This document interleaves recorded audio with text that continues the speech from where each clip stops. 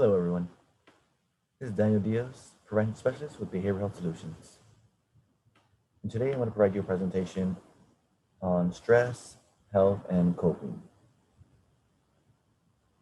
Before I get started, I want to introduce myself a little bit and talk about what I'm going to be presenting on.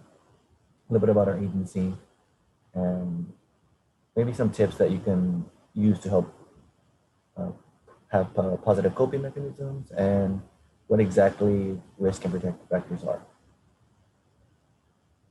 So now I'm going to be sharing a presentation with you all.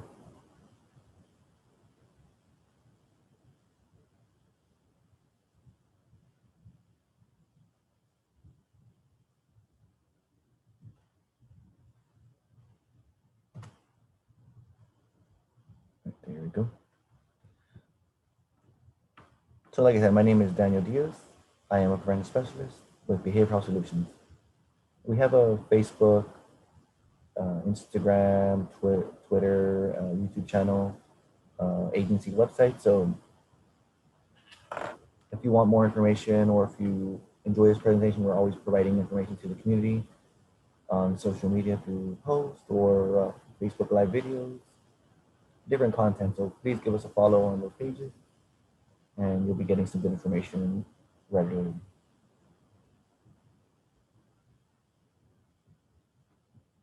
So like I stated, I work with Behavioral Health Solutions of South Texas. And our agency is a nonprofit centered around substance use through prevention, intervention, treatment, recovery, and research. And when I say substance use, I use the word substance use and drug use interchangeably because they mean the same thing. It just, when you hear the word drug use or drug addict or something involving drugs, you have this negative connotation or you have this negative perception, right? So what we try to do is we try to get rid of that stigma by using the word substance use. Substance use is a little more neutral, a little less stigmatizing. Because even for those who are seeking help or those who are not knowledgeable about these services, they hear the word drug use or drug addict, and that kind of pushes them away from getting help because people automatically view them as bad people or people that are not the best in society, which is not true, right? Anybody can fall into addiction, anybody can fall into substance use, right? So what we try to do is to try to use proper vocabulary to get rid of that negative stigma or that negative connotation associated with the drug use or substance use.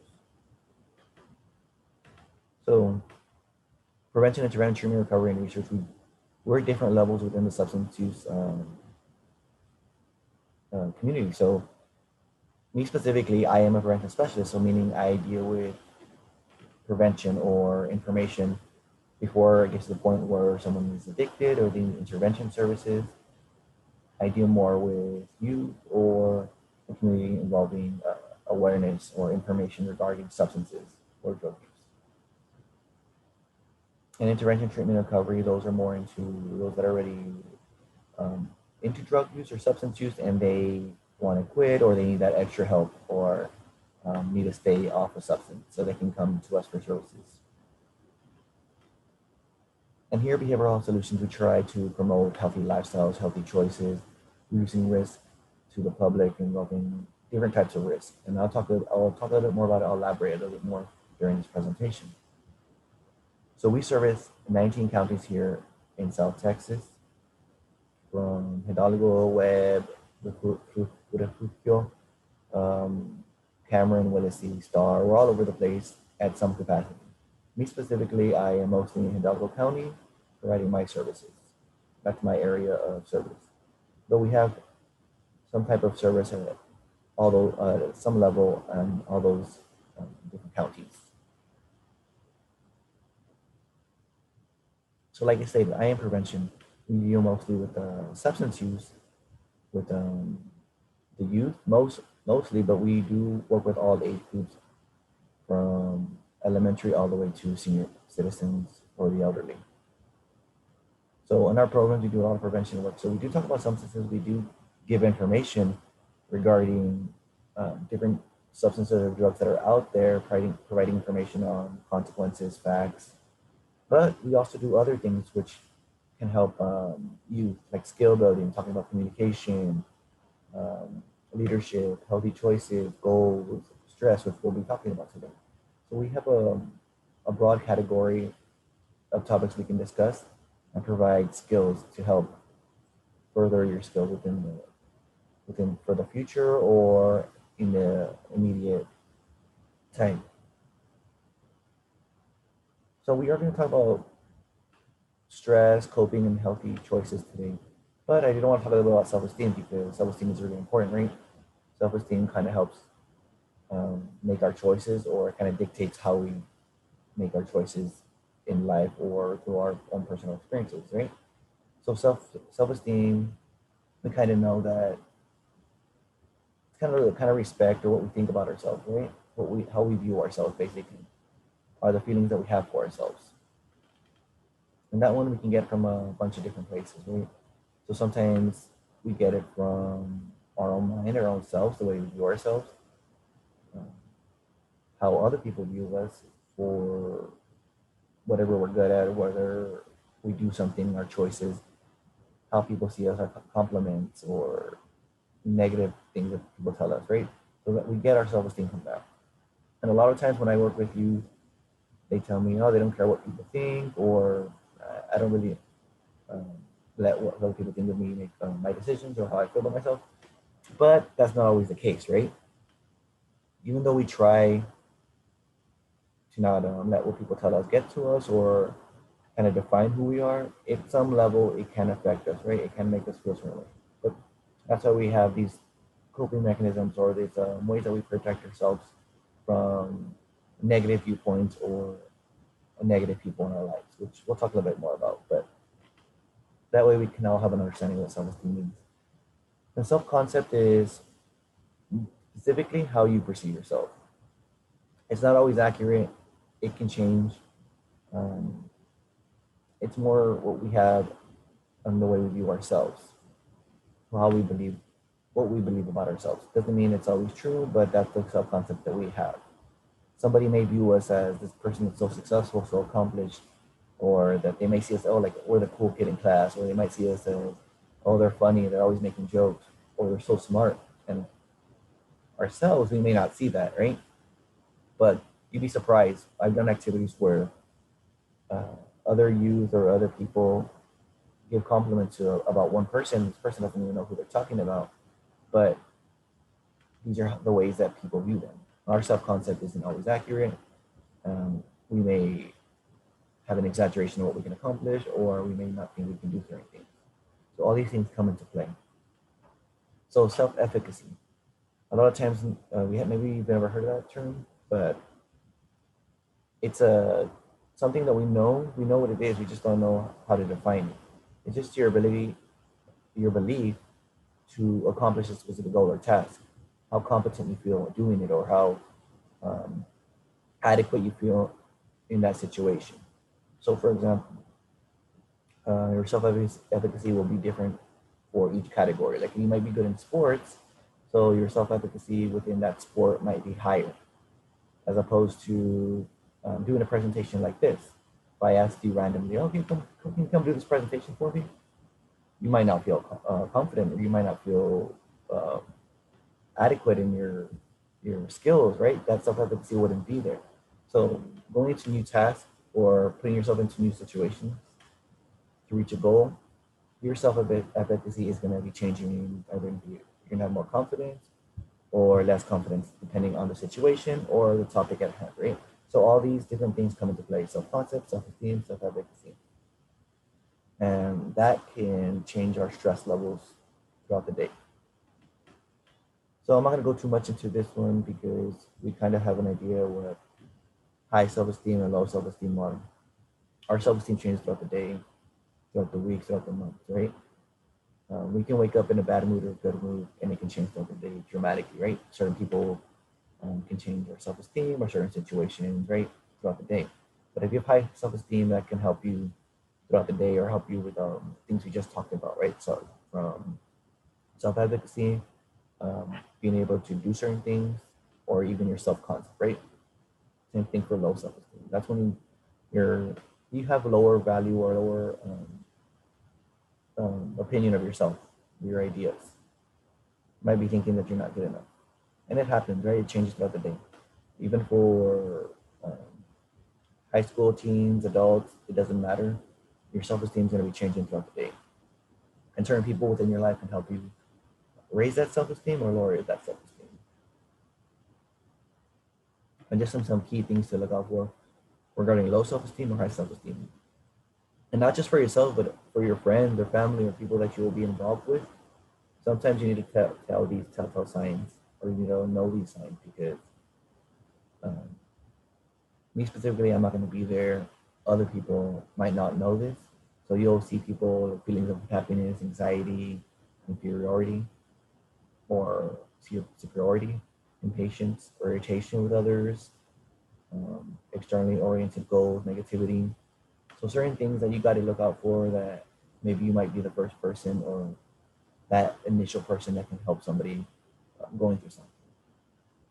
So high self-esteem, having a lot of responsibility, goal committing, like following through with your goals, being genuine, like real with somebody, not fake if that's another word you want to use, forgiving, having internal values that you have for yourself that don't necessarily need other people's validation. You have these goals in mind for yourself. You know what's true to yourself. You know what you want to accomplish, and you don't care what other people think. Positivity, self-improvement. Of course, positivity goes a long way, right? Smiling at people, giving somebody a compliment, um, helping people out. Those are big indicators of having high self-esteem.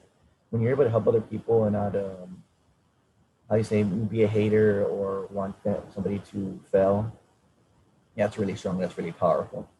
I don't know about you all, but I enjoy helping others. I like that feeling, when you help somebody and they tell you thank you, or um, you don't know how much this means to them, but of course you have to have high self-esteem, right? You have to want to help others. You have to be in a good place yourself, for the most part. So just some ideas to recognize low self-esteem. You don't need to worry about this one too much, please. But when you focus on perceived weakness or faults, and you don't give credit to what you're doing, or if that other person doesn't give credit to what they're doing, it's nothing, it's no big deal. That can kind of tell you that they have low self-esteem, or it's hard for them to accept compliments, right? But so it's kind of like that, kind of encouraging people's strength instead of the weakness is a big indicator, right? So if you're focusing on weaknesses or negativity, that can be an indicator of low self-esteem. So healthy self-esteem, you have a balance, right? An accurate view of yourself, because the way we see ourselves sometimes we think we are better than other people, or sometimes we think we're lower than other people. Somewhere in between, you need that balance, right? So you don't think you're better than anybody. You don't think that you can't do anything, right? You need to find out where your balance is. And it's gonna, like I said, it's gonna fluctuate. It's gonna change throughout the day. But you kind of need to have that, because it helps protect you from having that future stress. When you get stressed out and you have low self-esteem, you can drop negatively faster than as you would if you had a healthy coping mechanism, or if you had higher self-esteem. So it's good to recognize your flaws, but you want to work on it, right? You want to know that you can improve on it. So you know that, okay, I could do better, or and that wasn't really my best. Or when something doesn't go your way, you're like, you know what, I know what I messed up on. I can try and do even better this time around. I know what I need to work on. So having healthy and grounded view of your self-esteem that's more realistic is better for you overall. So when something doesn't go your way, you're gonna feel like maybe like cognitive dissonance will come into play. Like cognitive dissonance is what you believe in, and something new comes into your life that kind of tells you you're wrong, or it's the opposite. Your brain doesn't want to believe it, or you doesn't want to take it in. But when you have something where it's realistic, or you know that you're not an exaggerated or a place where it's too high, when something happens like that, it would drop your self-esteem into the negative zone, or it'll make you feel like you're not able to do anything, right? So you have to have a grounded reality about yourself and others. So boasting or feeling superior to others is also a sign of too much self-esteem, or thinking that you're better than others, or feeling like you're better than others. That's you're too much self-esteem that it can affect you negatively, where you think you're better than other people, or you don't want to help other people, or you think other people that are struggling or are not as successful as you are lazy or bad, right? But you got to be more realistic about it. And sometimes it's overcompensating because you either feel negatively or have low self-esteem about yourself, that you're trying to focus on this one thing, that you're so good in it because you're afraid that people are going to recognize that either you're not good in something else, or that that's all that you have. So keep that in mind. So let's go into our main topic, stress. Stress is how the brain and body respond to any type of demand, whether it's physical, emotional, or mental. We all deal with stress. Everybody deals with stress in a different capacity. But sometimes with stress, it can be mental or physical, or you can actually physically feel it. The mind and body are connected. They overlap with each other. So sometimes mental elements or mental stress can affect you physically. You can get physically sick from mental stress. And we'll talk a little bit about that as well. So what can make us stress? There's so many things, especially at the teenage or high school level, middle school level. We all have different levels of stress. A big one right now might be with school, right? Remote learning. That's a big stress. I know some people tell me that they've been getting a lot of work, or it feels like they're getting even more work than usual, that they feel like they don't have enough time for the day for them to get a computer, then they need to turn all these assignments in, and then they get virtual fatigue, or screen fatigue, which is staring at a screen all day, or having to do everything virtually, right? We get tired of it as well, right? So that's where we need to have proper coping mechanisms, which we'll talk about right now. But these are so many different things that can stress out: personal problems, friendships, like I said, our own self-esteem, our own self-concept, our own self-efficacy, all these things. Sometimes our mind, we just think about how things unfolded throughout the day, how we change your problems, maybe problems within the family, right? There's so many different things. School, now that it's a little different, right? Just transitioning to that. And I commend everybody for adapting to this virtual environment that we've been going through, but I do realize that it can bring its own stresses, right? Peer pressure from friends, so many different things can be happening in our lives that can give us stress. And a lot of times we don't know how to deal with it, or we don't have new ideas and ways to deal with it. But these are a lot of things that can stress about it. And this, we're growing, so we got to be thinking about our future too, like additional things that can make us stressed out, right? And it's very important to know what stresses you out, so that way you can deal with it in a beneficial way or a productive way.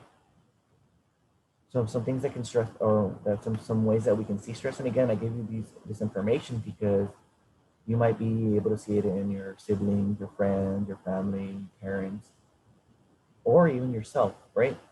Because a lot of times I may not be able to provide this information to other people, but you all are going to have this information to be able to provide it. So some other warning signs of stress can be headaches, lightheaded, tired, trouble sleeping, stuttering, shaky hands, changes in eating habits, anxiety, talking too much.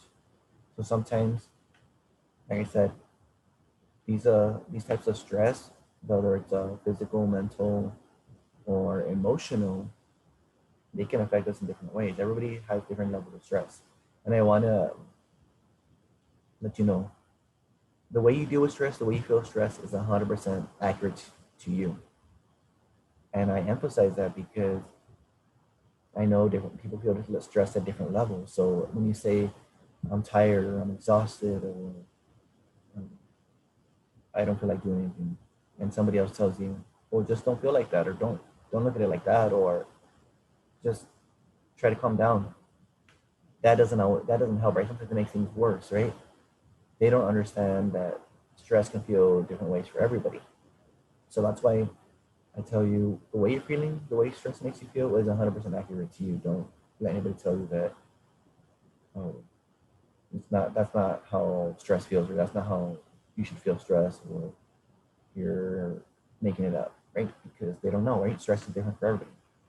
And to validate the way you're feeling. But these are things that you might see in other people. So sometimes like shakiness can be a sign of anxiety or stress, right? Stuttering when you're talking or talking too much, also changes in your habits also. So keep that in mind for not just for yourself, but for other people. Sometimes you don't know what this stress is or what's causing it. So how can you deal with it, right? So how do we stop it?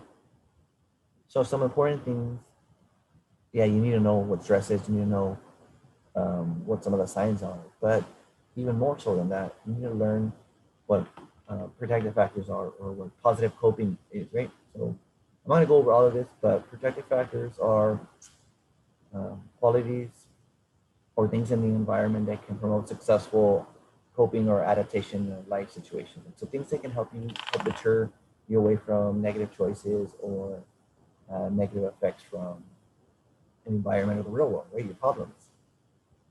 So like we're talking about, you need to have positive coping and productive coping mechanisms as a way to keep you from basically popping like a balloon, right? Or exploding, or having some type of negative effects or physical ailments, right? So there's so many different things here on the screen that gives you ideas what protective factors are. It doesn't mean if you don't have all of them, you're going to have negative factors or negative coping mechanisms. It doesn't mean that. Just the more you have, the better it is for your physical and mental health, like supportive families, physical and psychological safety, having self-esteem, skills like ones that we talk about, or this information that I'm providing you. These are considered protective factors. So coping mechanisms, that's the main thing I wanted to talk about today. So coping mechanisms are your ability to deal with something difficult in a successful way. So there's also negative coping, which is dealing with things in a negative way or an unsuccessful way, which would be like drug use or just staying in bed, not trying to solve your problems. Those would be negative, right? Positive coping mechanisms would be beneficial things that can help your skills, help maintain your well-being, or physically, emotionally, and mentally, right? So coping mechanisms are strategies or skills that can help you manage stresses, traumas, obstacles, problems in your life, right? So it's good and important for you to know that. So like just like I mentioned right now, coping skills helps you release your emotions, not bottle everything up inside, because you know that when you bottle everything up inside and keep it inside, that can have negative effects, or that can make you feel sick, or give you maybe behavioral problems, mental health issues, right? Because you're keeping everything inside, it's a lot for your brain. So being able to release it through skills, um, for positive coping mechanisms, which we'll talk about right now. And this is a cool little picture, because you need to not just think about your physical. We always think about healthy and physical, but that's only one aspect. That's only one facet of being happy or having positive well-being or healthy well-being. Your mind's another one. We tend to forget about that. We tend to not think about it because we put so much emphasis on physical.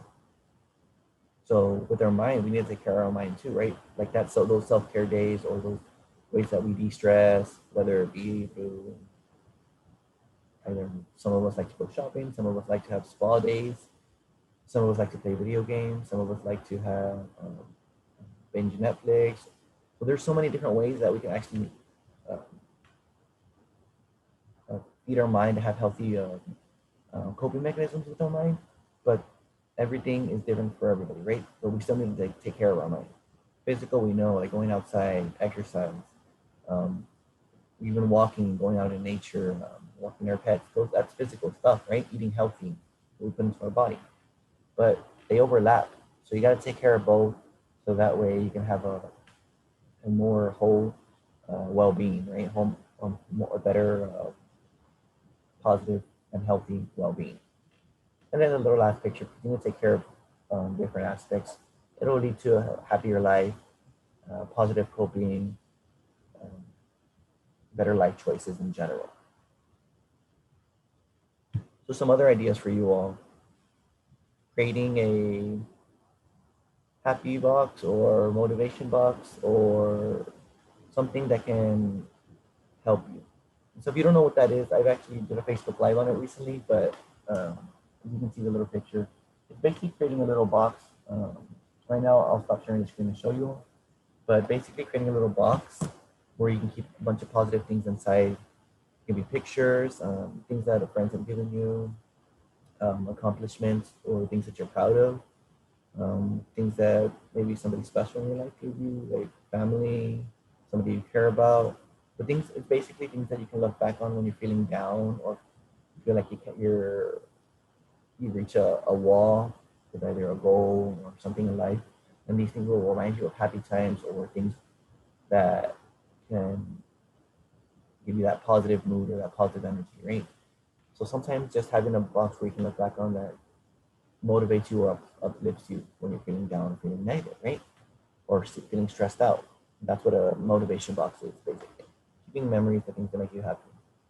Some of the other ones I already mentioned, but going for a walk or a run, obviously being safe, practicing proper precautions, especially right now during COVID. Having deep breaths. Deep breathing is a really great way to produce a calming effect or decrease anxiety if you do it right. They have apps and YouTube channels where you can practice deep breathing. If you have Apple Watch or something, it can also help you do deep breathing. Meditation doesn't work for everybody, but give it a try. There's also tutorials on YouTube how to get started. Um, Talking with somebody, being able to not keep everything inside and venting or talking about your problem with somebody, even if it's them listening, it does help. Listening to music, journal writing, writing out your thoughts, getting stuff from your mind onto paper um, is actually very therapeutic. Sometimes we don't know how to articulate or verbalize it. Sometimes just being able to write it down helps a lot. And I know some people, they don't want to keep a journal because they're afraid people might see what they write in it. But even then, you could always, after you write something, just tear it up so nobody can see it. Depends however you want to do it. Because just getting the thoughts or things out of your mind is therapeutic. Taking a long shower or having a spa day where you get massage or something like that. Day where you can de-stress, right? Also, any way, any type of time you can be creative also helps, right? Oh, and sometimes having stress balls, like little stress balls like this are good. And sometimes we have all this energy built up, we need to physically release it. So sometimes just being able to squeeze a stress ball can help us eventually release all that energy. So on here, I have two different things which I'll also provide to the library. So hopefully you can download through either the comment section or through another post. But 50 ways to take a break, it gives you ideas on how to practice positive coping techniques or having ideas when you're bored or need a new idea to de-stress. And there's so many different ones on here. Try them out because not everything works for everybody, but something might work for you, and that's what's important. If it works for you, more power to you for you to use it to de-stress. But it just gives you a bunch of different ideas. And this is for all age groups as well, not just teens, but try it out. And on there, I too did some goal setting, a simple goal setting worksheet. This one will also be provided, but sometimes we have a goal. We don't know how to complete it, but this kind of helps us start it. And this works hand in hand for stress, like whether you want to deal with a stressor or a problem, or just your own goal for the 2021 or for the new year. If we don't know how to start it or how to go about it, this is kind of a little template that can help you, which I will also be providing your download. So here are some additional resources for your different types of things for substance use, quitting lines, or just helplines. Because we always try to provide resources as an agency. And like I mentioned, that is our agency name at the bottom. We have a website, a Facebook, Instagram, Twitter, YouTube that you can follow us and get good information. Throughout the year, we post regularly through Facebook Live videos, just informational post or some type of information that can benefit you all in the community. So real quick, I'm going to stop sharing my screen so that way I can show you the little box, the motivation box.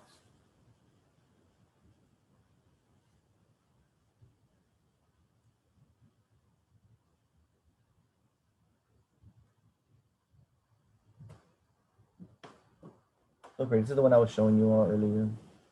Real simple box. You can use any type of box, but yeah, it's kind of hard to see with the screen, but it's basically decorate however you want. You don't even have to decorate it, but basically put whatever you want that reminds you of those positive memories. So I want to thank you all for being a part of my presentation, and feel free to reach out if you have any other requests. And please use those positive coping techniques. And remember, everybody stresses out. Everybody deals with it in different ways.